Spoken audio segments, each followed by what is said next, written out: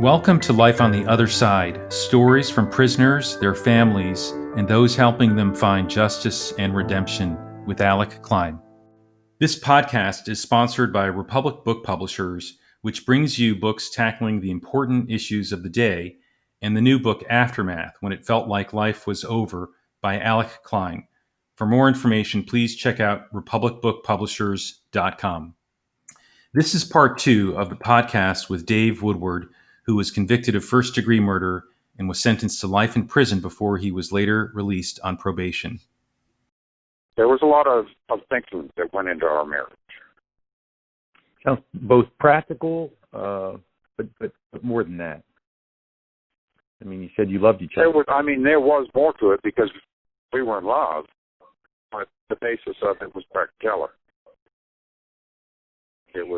She was willing to take on another marriage, and so was I, just to make sure that, I didn't end up on Peckerwood Hill. And that was huge to me, made me love her even more. One of the remarkable things about Lynn, and there are many of them, is that she devoted much of her life to trying to help you regain your freedom. Tell me about that. How did you all work that?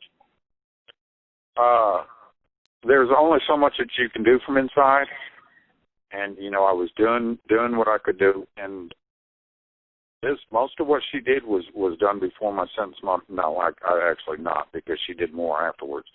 But a lot of what she did was before my sentence modification. So it's she could do some research for me that I couldn't do. She could make connections that there's no way that I could make. And so she started, even with me not ever being able to get out of prison, she started paving the road that led to me getting out of prison. Let me ask you this, Dave. Did you ever, when you first were sentenced and went in, did you ever think you were going to get out? No. No, I did 18 years waking up every morning knowing I was going to die in prison. I can't imagine what that must feel like. Well, if it hadn't been for Lynn, I probably would have taken my own life early on. It came to the point where I could function in there. It's not the world, but there was a society there. I had friends, and so towards the end, before I got released, it's not that I couldn't have done it. It's not what I wanted. Suicide didn't cross my mind quite as much. People didn't like the idea that, if you ask me, I'm going to tell you it's an option. When I get sick of this stuff, I can check out anytime I want. They can try and stop me, but they won't. And so, I knew I was going to die in prison. And even after I got my life sentence, Oklahoma's not a state to let lifers out. You've got to know people. You've got to have connections. It really, your record in there doesn't matter. They make the steps so intricate that unless you've got some sort of support, a lifer, especially a lifer who's got no family there, no real plan, it's difficult to get the majority of 5 votes twice and then get a governor's signature. It just very rarely happens. So even after I got my sentence modified, which when we were in negotiations, I had asked for, I told him, I said, I'm going to give you the first-degree murder. I'll even sign for the life sentence, but I want it split. Give me 25 in and suspend the rest, which would have been 25 years.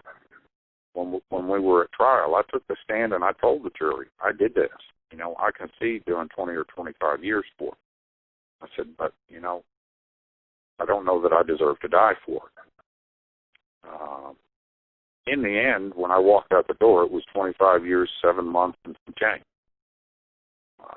Before we go there, so are you telling me that basically the only thing that kept you going while you were on the inside was Lynn? She was 90% of it. Yeah. What was the rest? Family, which most of my family I hadn't seen for 30 years. And there was a modicum of respect that I was being granted by both inmates and staff, which is a tough line to walk. That made me feel good because, I may be wearing gray or orange or whatever I was wearing at the time, but people are still recognizing that I'm not the guy that committed the crime. I mean, I am, but I'm not the same guy. I had changed, and people were recognizing that, and I think that kept me alive a lot too. Just knowing people trusted me. I worked inside admin for 5 years, and I'm down there with deputy wardens and case managers, and they trusted me to go in even when they weren't there to wax floors or whatever. Their office is wide open. They trusted me to go in and do my job and come back out.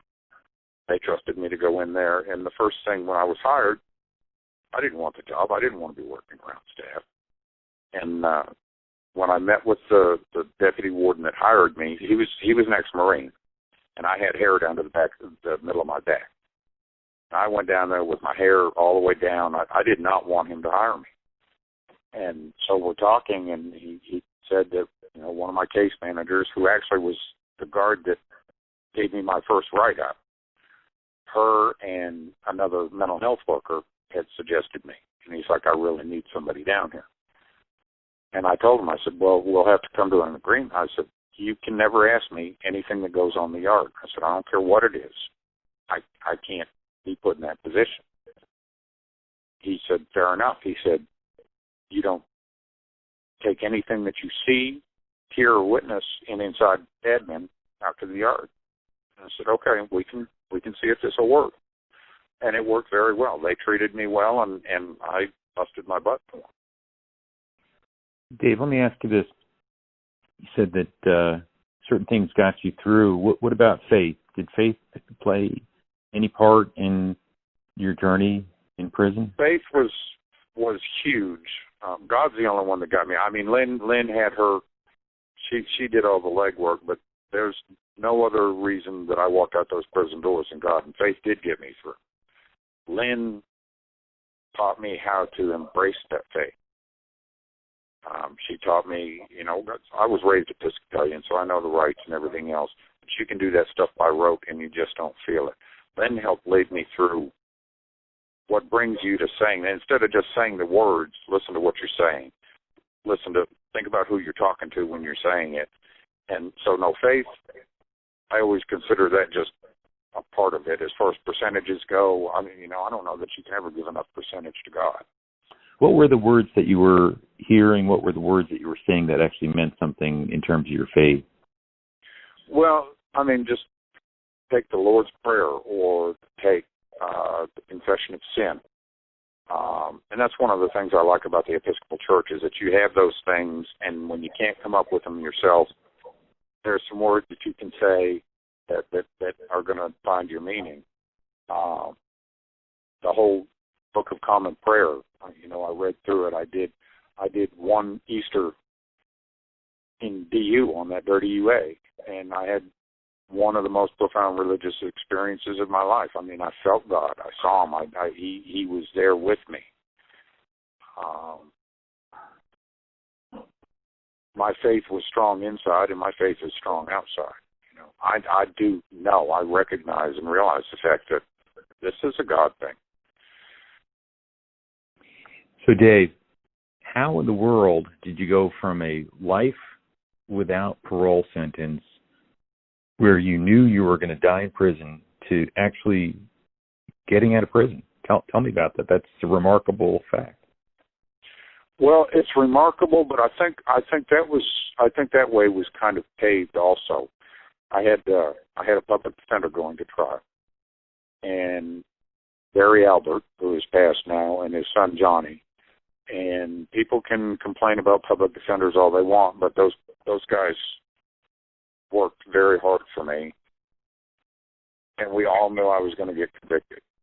They were trying to keep me off death row. They begged me not to testify. That was the one point I wouldn't break on. It's like, at this point, I don't care. At that point, I had almost hoped they'd give me the death penalty, so to be done and over. But I think what was left in the trial that ended up getting both of our sentence modified were things that my attorney didn't argue for, and I think he didn't argue for them because he knew that at some point that would give me at least something to file on. so when she got her sentence overturned in 2001, I don't think because I don't follow her story anymore. It's just I struggle with my thoughts and feelings about it. You're talking about your co-defendant. Yes, but Lynn had hired an attorney. The attorney came up, we got all new transcripts, we got everything, sent it to his office, and about 6 months later he came up and he said, I've been through your stuff with a fine-tooth comb and I just can't find anything. He said, we're just going to have to wait for the laws to change and see what happens. And so, bang, I'm back doing life without parole, and I'm not really thinking anything of it because it's what I've been doing. Well, I went from inside administration to the law library. I became a law clerk. I became a paralegal, which is not my forte, and that's why I don't pursue it now. But it was, it was more education. It was more something. And I didn't really do it planning to work on my own case because a lawyer had just told me, you got nothing coming. Luckily, one of the inmates that worked with me, Bill Wanless, and I'll throw his name out anytime because he's a big part of this, he said, well, what have you got? I said, I have my appeal here. He said, let me see it. So he took my appeal, and then he pulled up my co-defendant's appeal, and he looked at them both, and he said, well, she got this. Why didn't you get this? I said, I don't know. He said, you had the same judge, the same jury, He said, that's reversible error. And he's the one that talked me into filing the post-conviction. And that was the beginning of it. That was how I got it switched from life without to life. It was a technical error in the courts that I truly believe my public defender left there for me. So there you were. Instead of having life without parole, you had life with the possibility of parole. But that's still a long ways, as you pointed out, from freedom. So how did that happen? I don't understand the question. Well, how did you ultimately get the parole that you got? I really didn't. I didn't change any of my behaviors. I continued doing what I was doing. Now I took a little more schooling, took a little more college, and became more active and less active in the community. There were some things that I was accustomed to doing, like being on city council, doing stuff like that I pulled away from because I didn't want to be that much in the limelight.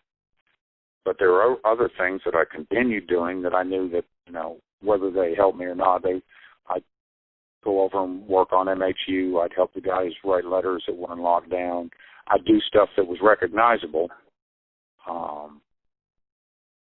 But at that point, as I said, you talk to almost any lifer that's in the Oklahoma penal system, and they're going to tell you, my chances of ever getting out are less than 10%. So you still, even with a life sentence, you're still kind of in the back of your head thinking, I'm going to die in prison. And every time you come up for parole, it's you get excited, but you know what's coming at the end of it. You know you're going to go back to your cell and you're going to cry and you're going to, wonder, what can I do? And there's only so much you can do. The stuff that Lynn did on the outside was probably more than I did on the inside. She got contact. She introduced me to people, whether they ever met me or not. She brought my name out, brought my case out, said, somebody needs to look at him. And, I went up for parole 3 times. It was the 3rd time I made it. So 2 times this didn't do any good. But the last time we actually had some support. And I was probably ahead of the story. But that was, I just kept doing what I was doing.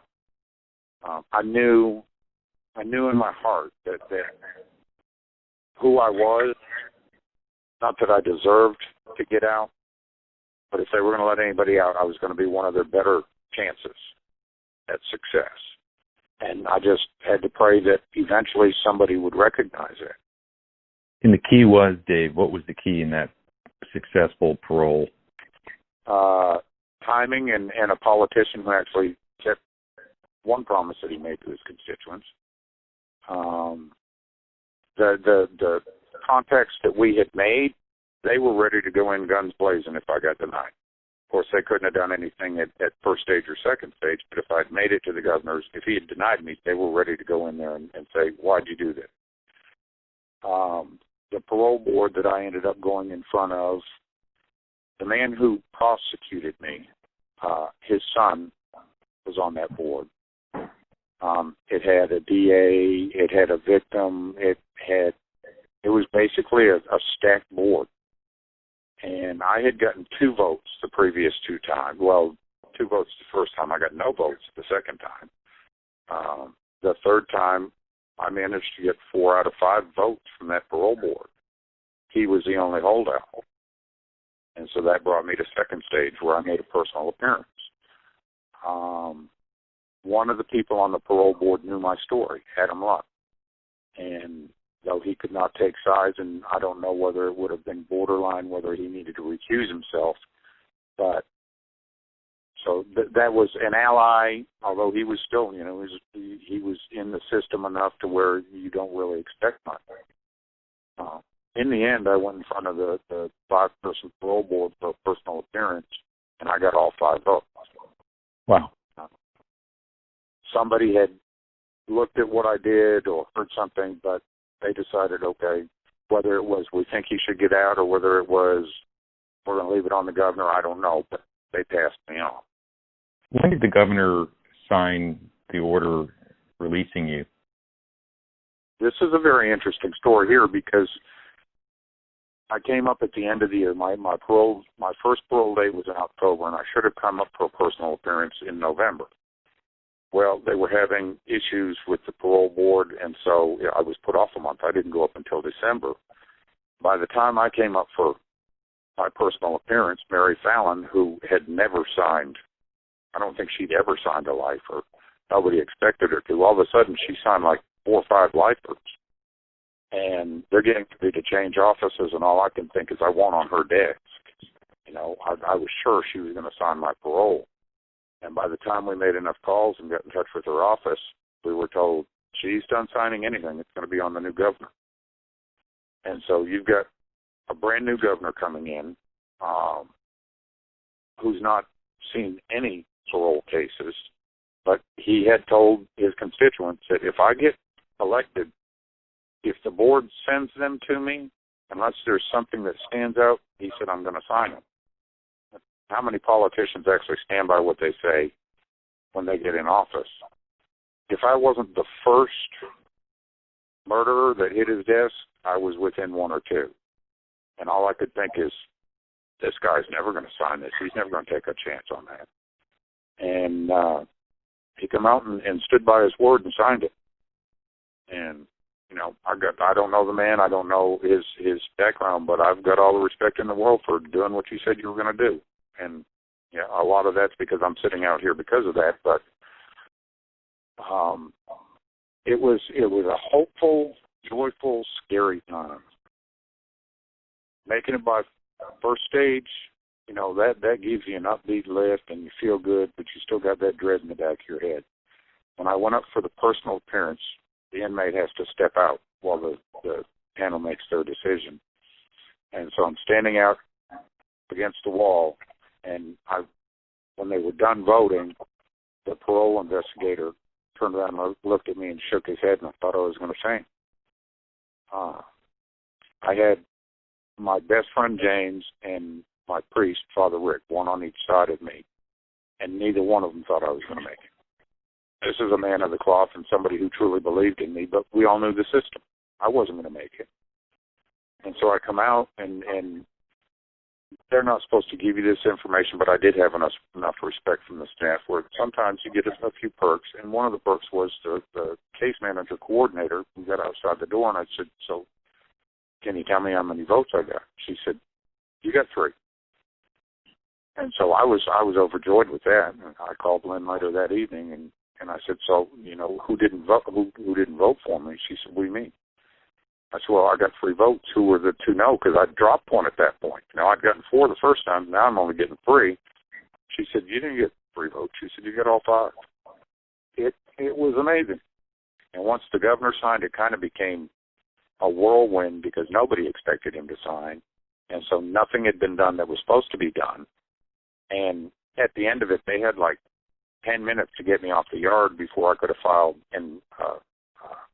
for having me incarcerated wrongly, because I was on parole. I should have been out the gate. So they were busy pushing me out the door. So I had very little time to really process the fact that I was going to get out. After how many years, Dave?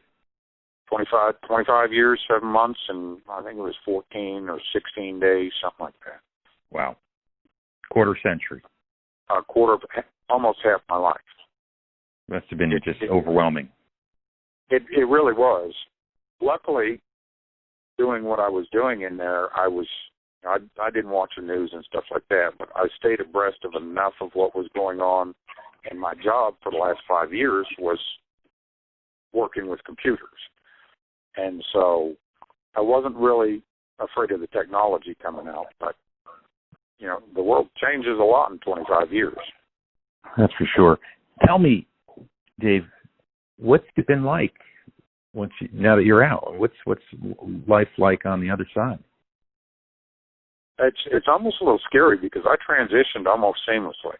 I got out, and now it was kind of a little hairy getting out, because when like I said, everything was rushed to get me through the gate. They handed me a little Post-it with my parole officer. This was all interstate compact. The whole plan was I was getting out, I was coming home, I was coming home to live with my stepdad and to work at where I worked, the Bottle Redemption Center.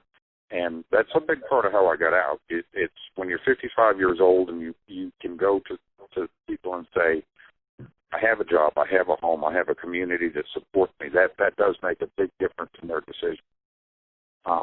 But I got out, and all they did, they handed me a Post-it and said, oh, you got to call this guy. So I went and I took care of some stuff at the courthouse, and I met, Lynn's family, which, I'd been conversing with most of them for almost the entire time I was at Joe Harp. So I knew them all, but I'd never met them. So we're doing dinners, and we're and I'm trying to get in touch with my parole officer up here. Well, he's only in his office on Tuesdays. So, I'm leaving messages, and he finally calls me, and he says, where are you? Well, I said, I'm in Oklahoma. He said, you were supposed to leave as soon as you walked out the gate. And so I told him, I said, because the plan was to drive out here. I told him, I said, well, James was sick. I said, one of my drivers is sick. I said, so we're trying to put things together. He said, how soon can you be here? I said, well, I can fly, but in order to do that, I'm going to have to get an identification card, and that's probably going to take weeks. He said, when can you get here? I said, I can be here by Friday. And so we left and got here, and he said, call me when you cross state line. So I did. I called him when I crossed every state line we went through. When he finally did meet me, he said, good, you can finally stop blowing up my phone. But I was given no sort of reentry process. I was not, they didn't try to help me at all. For lifers, they're not going to invest the time and the effort into trying to reassimilate you into society if they don't think there's a chance you're going to get out. And clearly they didn't. What's been the hardest thing on the outside since you've been out?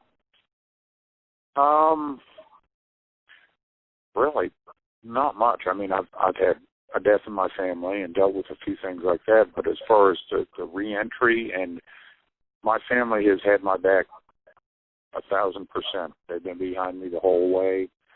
I got home. Well, what about Lynn, though? My dad. He gave me my first vehicle. He didn't do things for me. He helped push me towards doing what I needed to do. I got my vehicle registered. I got my vehicle. Dave, but what about Lynn? I understand that came to an end. This is the story gets tougher from there, because we had divorced in 2011. Even though she was still on my side and still doing the legwork, we went through a bad patch and we got divorced. She's the one that drove me out here by herself. She stayed for a couple of weeks and then she left. And so I started, doing what I need to do to slide back into society. And then about a month later, she came back with a plan to stay 3 weeks. And at that point, I was still trying to find my own feet, and I wasn't there emotionally, and I don't know if Lynn was. I think she was really hoping that I'd give it a little more of a shot than I did, but it came to a point where we just sat down and talked, and I was like, Lynn, you're not going to leave Oklahoma. I'm not going to leave Maine. This isn't something that can be done. It's there's long distance relationships, and there's something that's futile, and with neither one of us willing or able to relocate to the other place, what kind of relationship is that? So I thought it was only fair to have that talk with her so that she can carry on with the rest of her life, and I can do what I need to do to carry on with mine. She's still in my corner, She's the one that finds these interviews for me. When I came out, this is what I wanted to do. This is what I'm doing right now with you is what I wanted to do when I came out, because I felt like people need to know. And the first thing I did was a live Facebook feed with Cure, and the families hated it. The families of the inmates, and most every one of them hated it. They wanted to know the magic button. What did I do to, what button did I push to get out? And it wasn't a button. It was hard work. I had friend requests from two people inside the prison. One was a best friend of mine, and one was another guy. And I blocked them immediately. It's like, really, you're gonna put my freedom at risk? And so when I did the live Facebook feed, what I said, if you want to get out, I said, you got to do the legwork. You go in there, you obey the rules. You do what you're told. You keep your level. You get education. You don't have a cell phone. You don't smoke the dope. You don't gamble. You don't play with boys. You do what you have to do. And they wanted the easy way out, and there is no easy way out of prison. Dave, let me ask you one last question. Is this right? You work at a redemption center? Is that literally true? Yes. And redemption here in Maine, we have a bottle and can deposit. So when you go to the store, you buy a 6-pack of Coke, where you're paying 5 cents on every bottle and can that is in the 6-pack. And then when you're done, you take your bottles and cans to our redemption center, and we exchange them for cash. It kind of keeps the litter off the road. But here we are. You're working at the redemption center. Sounds fitting.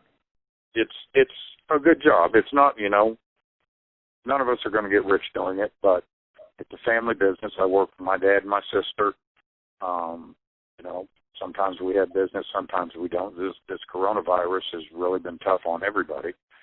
But even when I can't get the hours to work, and I have the support of my family. Medically, I have some medical issues that I need to take care of, and I stay low enough under the income level, which it's not what I try to do. But I've gotten help from the state for my medications. They actually paid for Hep C treatment. They paid $40,000 for 8 weeks worth of treatment to cure the Hep C that I had. So the state of Maine's been pretty good about helping me out too. Well, Dave, I want to thank you for sharing your story. It's really a remarkable story. Not many people, as you know, go from life without possibility of parole to regaining their freedom. I am definitely a rare breed. I thank you for taking the interest because, like I said, this is what I want to do. I want people to know this story because it's not just a story of me getting out of it, but it's a story of people can change.